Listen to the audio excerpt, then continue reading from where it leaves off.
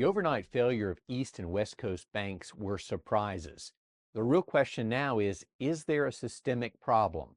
To some degree, there is. As part of their business, banks accept deposits, invest in U.S. government securities and mortgages, and make loans. They are supposed to maintain more assets than liabilities and report this information.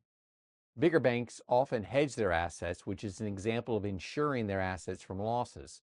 Smaller banks often do not.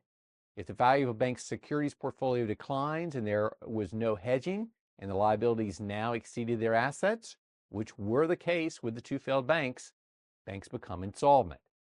Last week, a congressman asked Fed Chairman Jerome Powell to do away with the mark-to-the-market requirement because it was too onerous for small and middle-sized banks.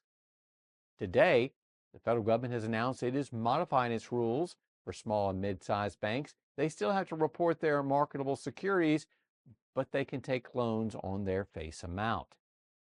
This means if a bank has marketable mortgages with face value of, let's say, $10 million, the bank can borrow on the face value, even though the market value is on an average of maybe $8 million.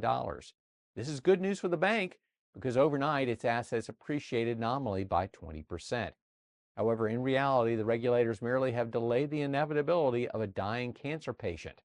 Some banks may be able to wait for the mortgages to mature. Others may begin to hedge their portfolios. Both ways involve more expenses for the bank. The smart investor will scrutinize his bank's financial statements and move his account, while other investors will think everything's all right when it's not. How big is this issue? Bloomberg estimates that small and mid-sized banks have paper losses of at least $600 billion. Although the government is creating risk down the road, there are short-term advantages for stock investors. The biggest one is that the Federal Reserve will not be aggressively raising interest rates this year. Doing so would rock the banks further. There's always a possibility of 0.25% increases, though. Staying invested in equities just got brighter, and the yields for bonds should remain attractive. If you have concerns about your portfolio, give us a call at Armada Advisors, where we are charting a better course.